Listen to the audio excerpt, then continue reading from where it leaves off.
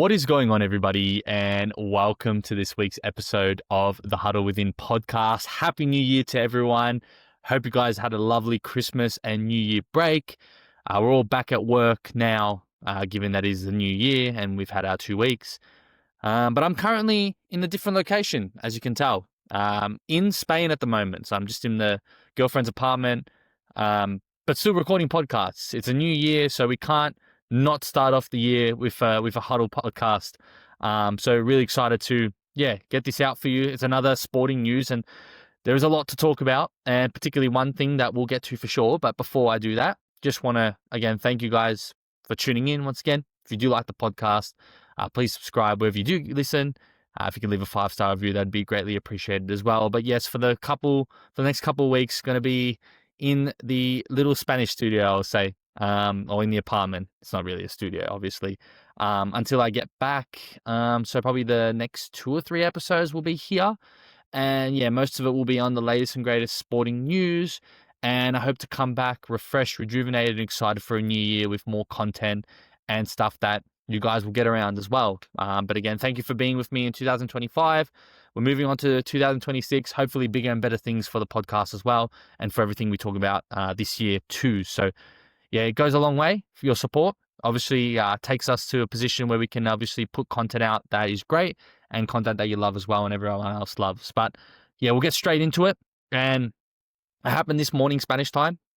Ruben Amorim sacked.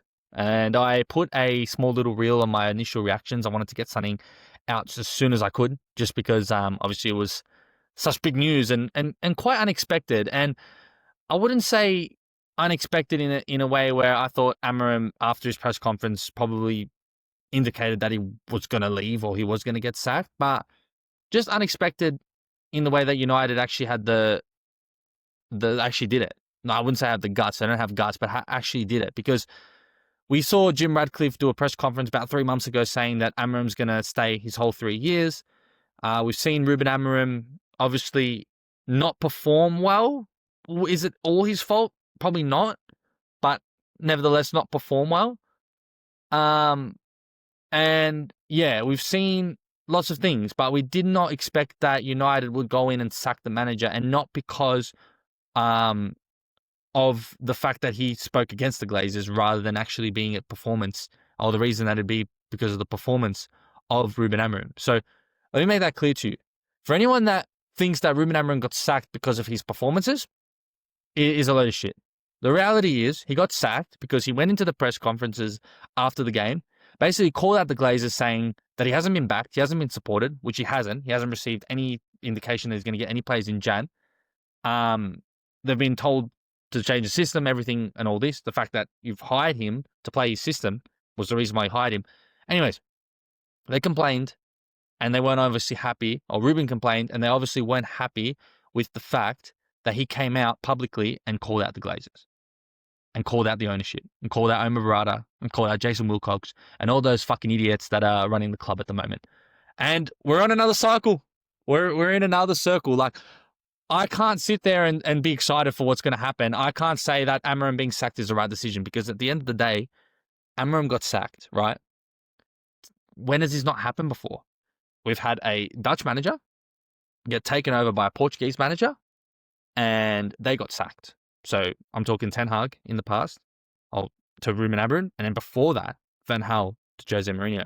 And then who they employ to manage an interim? A former Manchester United player. And this time they've brought in Darren Fletcher, the under-18s coach. Darren Fletcher is not going to do shit. If we hire Darren Fletcher, it's literally going to be a whole cycle again. We did this with Ole. We did this before, and it's just the same shit. So I can't sit there and feel excited for what's going to happen. I can't sit there and say that a new manager is going to come in and change this. I can't sit there and be optimistic about our future, because today was another demonstration of the ownership's lack of ability to just be a functional club. Again and again and again. It happens every time. And it's so frustrating, because it's like the problems are there. Everyone can see the problems. Everyone can predict what's going to happen. Everyone has sort of predicted that this would happen once again. But you thought for a minute that Amorim could actually change that. because of the fact that he was honest, the fact that he called out the board, the fact that he had a bit of a backbone. He wasn't someone that was a puppet for these fucking idiots. But no, one speaks out once again and they fire him. They lied to us because they said that Amram was going to get 3 years, and they betrayed us once again. And you can sit there and say, oh, Amram's sacked. I'm happy. Awesome, because he wasn't performing well. Fair enough. But the reality is that wasn't the reason he got sacked. If he got sacked because he wasn't performing good, that's a different story. But how many times have you seen managers not perform for United? How bad was Ten Hag? How bad was everyone else? Is it their fault? Or is it those fuckheads that are still in there? Because they are still there. They're still running the club and they're still doing this shit. And people that think that Amram getting sacked is going to change everything is stupid, because we've seen it before. We're just continuing to see it again and again and again and again and again and again. And it's just like, what happens now? We get Darren Fletcher. Everyone's cocks go up because we win 2-3 games because we get the new manager bounce. And they're like, yeah, Darren Fletcher's the guy. He's going to save our club. He loves United. He knows it. Mate, he's a fucking player. All right? And with that ownership group, he's not going to get the support. He's simply going to be a puppet. Now, I don't think Darren Fletcher is going to last after the season. I think they will bring in another manager. I just am not optimistic of who it could be. People were saying Enzo Maresca. He literally just got sacked from Chelsea. I wouldn't do it. And Gareth Southgate, which, please, like, I would. That's the last person I would want, to be honest. Someone that plays a certain style that's so negative. That's not the United way. There's no identity. Yeah, no, I don't want it. So for me, I would have preferred that Amorim stuck it out and the owners would have supported him in January, provided him with some midfield players, provided him with a bit more of a transfer budget. I know we're sick of him getting transfer budgets all the time, but the fact of the matter is that when you bring in a manager, you need to back them. He said it. He does not want to be head coach. He's here to be Manchester United manager. So clearly, they have other people that are in control of what Amorim is doing or should be doing. They're obviously in control of transfers, suggestions of players to sign. I don't think Sesko was Amorim's player. I don't think Dorgu was Amorim's player. I don't think they were happy with Mainu not playing, but in the end, it's the coach's decision, whether you agree or not. The fact of the matter is, Amorim is the manager of Manchester United. And the manager does not just coach the team, as he said. They're in charge. They run the club. And the real runners of the club are running the club terribly and then sacking the manager. So again, it's just, you get upset, right? And I get frustrated because it's just like, you just get proven right again and again and again and again and again with this football club. Like, we're sitting at 5th. Maybe we make Champions League. Maybe it looks good on the outside. But the fact of the matter is, there is no structure or building blocks to suggest that things will be better, that we'll win a Premier League, that we'll win a Champions League. Like, that's the goal for this football club. The goal is not to make Champions League. As cooked as it sounds, it's obviously been 10 years, right? Okay, I understand. But the club is made to win trophies, major trophies. And, man, like, I don't know. I don't know what's going to happen. I've ranted about it for about 6 minutes now, and I don't know what will happen with this club, because you've sacked a manager once again, and we know that whoever's going to come in is probably going to struggle because the owners are not going to conform. Or if you don't conform to the owners, they'll just kick you out. They've just proven it once again. Fucking liars. They said he'll run out his contract, it didn't. So to me, the only way that this ends is if the ownership group, starting from the Glazers, then Mr. Sir Jim Radcliffe, United fan my ass, he's doing nothing. Omar Barada, Jason Wilcox, all got to go. Fuck them all off. Got to start fresh. It's the only way. I'm convinced the ownership needs to change, or the football people in charge need to change. Apparently, Jim Radcliffe has taken over football and the Glazers have got nothing to do with it. I'm telling you, these guys are running the club like us. They're not doing well. And it's obviously been proven. So, I don't know, man. I'm very frustrated. I expect us to win our next game. But at the same time, I just think that we're a bit of a shambles. Just wanted to take a moment to thank you guys for tuning into another episode of the Huddle Within podcast. If you do enjoy episodes like this, or this episode specifically, be sure to leave a comment and a 5-star review wherever you do get your podcasts. It'd be also great if you could like and subscribe wherever you do get your podcasts. so we can continue to show this out to people that see sports exactly the way that you do. But without further ado, let's get straight back into it. But yeah, we'll move on to other results. We obviously had Enzo Maresca sacked. This happened a few weeks before, literally the first day of the new year there. So Chelsea are in a sort of similar position. Enzo against the board as well, but I don't think as much of a mess as United are. So maybe they just do a swapsies of managers, but I'm hearing they're getting the Strasbourg manager from Ligue 1. Apparently that's the rumor there. So I don't know who that is. I don't think any Chelsea fan would be excited for that. But realistically right now, and this is for United as well, who's on the market? Who can you actually sign? Like it's really hard right now. Like it's really hard to get managers in to sign, and even harder to get players in January right now. So we'll have to wait and see. I think Semenyo is probably locked for Man City. He's the only player that's probably going to go the high profile, and then everyone else you need to find diamonds in the rough. But yeah, United without their players from AFCON are also struggling as well, and Amorim's gone. So yeah, we'll see what happens, and with Chelsea, we'll see what happens too. We had Arsenal getting the victory against Bournemouth 3-2 with Declan Rice scoring 2 goals. That puts them 6 points ahead of the Premier League. So they're sitting comfortably now. Can they win the league? I don't know. Man City getting a draw was good for them. Liverpool copping that 90th minute banger. What a goal. Harrison Reed coming off the bench in the 90th minute to score that. Quality. I was very happy about it. Successful hate watch for me. Seeing Gakpo score, thinking that Liverpool won it, and then Harrison Reed coming up with that finish. Unbelievable finish. If you haven't checked it out, go check it out. But that basically split the points between Liverpool and Fulham, and that also created a bigger gap from them to the league. But they're sitting at 4th at the moment. Aston Villa 3rd, same points as Man City.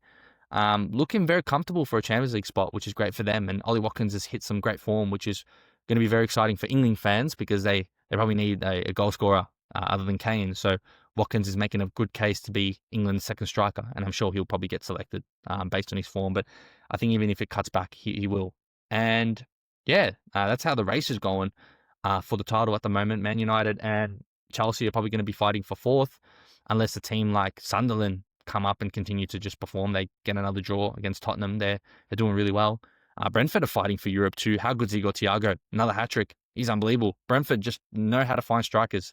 You thought that they were down and out this season when they lost in Bumo, but Shada and Igor Thiago are killing it up top, and they're performing well. And this is what I mean when you see solid clubs like Brentford, like they have a foundation. They're able to go in and find a striker that can score them 15 plus goals. Like I think he's on 15 goals now. I can't see it right now, but they're able to find a player and they're able to find things that fit their system. Brighton have done it for so long. These are well-stabled clubs, and they're not as successful as probably other bigger clubs are, but at least they have an identity and a way they want to do things and run things, and they've been solid. Like Brentford are solid. Brighton are solid. Like, this is what I'm saying. Like, United can't even come to a point where there's stability in the club. There's just so much shambles. But yeah, that's been pretty much the wrap-up of the Prem. We do have the next round of fixtures coming up. The big one headlining would be Liverpool and Arsenal. Arsenal playing at home. I expect that Arsenal will win the game, but you never know if Liverpool come out and, they get results when they need sometimes. So maybe Liverpool come and pull up an upset. But if Arsenal win, they're in, and they've got one hand on the trophy, in my opinion. I know it's so early. There's still 5 months or so of football to go. But they're doing really well. And if City drop more points, they create a bigger gap. And taking out Liverpool is probably one of the harder opponents they will verse this season. And it's at home, and they have a big chance to get a result there. As for Liverpool, they'll have to win this game to be able to potentially make the Champions League. And albeit, despite their shit season, they are sitting at 4th, and Wirtz is in pretty good form right now, which is good for them. So I think they would take 4th place, especially with all the stuff that's happened this year. Stuff that has been unlucky and unfortunate, but also quite satisfying because it is Liverpool Football Club. But yeah, we'll keep tabs on them. If they do get a victory, it could turn their season around and they may make a late push for the title, but certainly are in big chance to confirm Champions League. If I'm being honest, I think they're in the race there with Chelsea and United. I think when I was talking about it, but I do suspect the top 4 that is right now will be the top 4 at the end of the season. I'm hoping that's not the case. Then we've got a few other matches: West Ham and Nottingham. I've got West Ham draw here. I think I said I had West Ham, then I realised Wolves got their first win of the season last week and beat them 3-0. So maybe a draw. Palace, Villa. I think Villa gets the victory. They're looking too strong. They haven't lost in a long time. I know it's Palace at home will be a tough test for them, but I think Palace getting, or Villa getting the victory there. Fulham and Chelsea. I think Chelsea can get the victory here. I know it's at home to Fulham, but with the new manager bounce, they could probably get that done. Brentford and Sunderland, that will actually be a sleeping, really fun game to watch. There's a lot of nice games coming up this week. I'm going to go draw for that one because I think Sunderland are pretty solid defensively, but I know that Brentford can score the goals. And when they have someone like Igor Thiago, you might be able to find the net. Bournemouth and Tottenham. Bournemouth have been poor as of late, and I expected them to be up there with those like sort of Brentfords, your Sunderlands, your Crystal Palaces, but they haven't been able to do it regularly and consistently. So I'm going to give Tottenham the victory there. Man City, Brighton, got Man City. That's at home, solid. I think they'll get the victory. Everton and Wolves. Could Wolves turn this around and get another win? I'm going to say yes. Why not? Everton haven't been in good form as of late. They just lost at home to Brentford as well with the Igor Thiago hat-trick. And maybe Wolves catch them on a bad day. Burnley, United. Got to go United just for the new manager bounce, but I really hope Burnley win just to stick it to the owners after that decision. Newcastle Leeds. Newcastle's home, so I'm going Newcastle. And then Arsenal, Liverpool. I'm going to go for Arsenal and really supporting that and hoping that happens because obviously I don't really want to see Liverpool win, but I wouldn't be surprised if they get a result there, whether it be a draw or not. So, yeah, I'm going to stick with Arsenal there. Just wanted to take a moment to thank you guys for tuning into another episode of the Huddle Within podcast. If you do enjoy episodes like this or this episode specifically, be sure to leave a comment and a 5-star review wherever you do get your podcasts. It'd be also great if you could like and subscribe wherever you do get your podcasts so we can continue to show this out to people that see sports exactly the way that you do. But without further ado, let's get straight back into it. And then in terms of NBA news, nothing too crazy has been going on since the last year. I think the main thing we want to address is the Nikola Jokic injury. He managed to just only hyperextend his knee.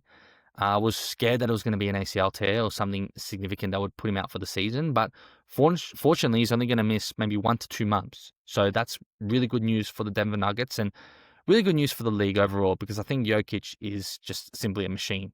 I'm not sure if that rules him out of All NBA, but keep tabs on that because it will change the landscape and sort of the predictions as to who will win the MVP. Because if Jokic is out, it's probably going to go to Shea, but I'd put Doncic definitely in the conversation. And then as my sleeper, the person that I predicted at the start of the year, Cade Cunningham there, especially if Detroit can hold the first seed. But New York are coming in quite fast. The Phoenix Suns did beat the Oklahoma City Thunder from a Devin Booker game winner the other day, and that was quite awesome. I'll be honest, since coming to Spain, the NBA matches are at the time of when the Premier League matches are in Australia, so it's very difficult to follow it as I did when I was in Australia. But again, just trying to keep box score tabs on everything and results. And as it stands, it looks as though that OKC are still at first, and the Detroit Pistons are still at first too. And nothing's really happened there since that case. And yeah, the Jokic injury is quite a scare, but fortunately he's going to not miss the full season and will be able to come back hopefully healthy and the way he was as of normal, which was a certified triple-double beast and someone that's literally unstoppable. Like you cannot stop that man. So yeah, that will be cool. And that pretty much gives up, all the NBA stuff. And we'll move on to the WWE with some, obviously, quick fire WWE stuff. We had the return and debut of Matt Cardona. So he's signed onto the roster. He's going to be on SmackDown. That's awesome. I'm really excited for that. Trick Williams is also on the roster too. He came from NXT. It looks like he's permanent on SmackDown as well. We're waiting for Obafemi's confirmed. They've been teasing video packages of him on WWE. Hopefully he gets signed. I'm assuming it'd be Raw.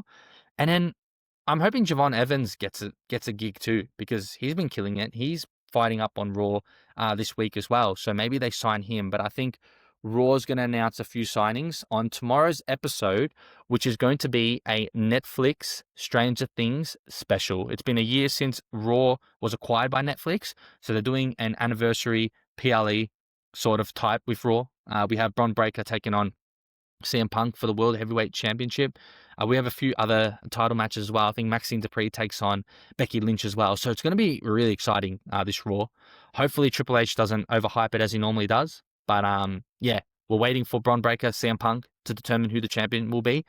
It looks awfully close to potentially being Bron Breakker, but I think CM Punk retains.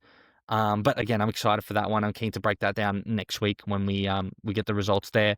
And the Royal Rumble is maybe a few months or so away. We have Saturday night's main event in a couple weeks too. But as we transition from 2025 to 2026, WWE's been a bit of a stale period as well. So nothing too crazy going on there. Just wanted to take a moment to thank you guys for tuning into another episode of the Huddle Within podcast. If you do enjoy episodes like this, or this episode specifically, be sure to leave a comment and a 5-star review wherever you do get your podcasts. It'd be also great if you could like and subscribe wherever you do get your podcasts, so we can continue to show this out to people that see sports exactly the way that you do. But without further ado, let's get straight back into it. What has been crazy has been the final week of the NFL. So the season's over.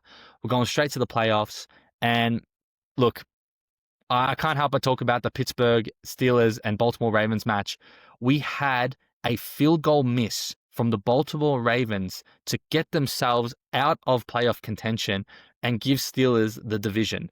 Now, I'm not trying to throw the word of God at anyone here, but what I will say is that there was a priest that was putting on holy water in the end zone before the Pittsburgh Steelers and Baltimore Ravens game to obviously give hope and pray that they would get the victory and get themselves a playoff home field advantage opportunity, which they did get because of what happened, and that was the field goal miss. And the crazy part about it, as I go back to the blessing, is that where the end zone blessing got taken place, where the holy water was dripped upon, was on the same side where the kicker missed the field goal. So you tell me what that is. I don't know. For me, I think it's God's coming in clutch there.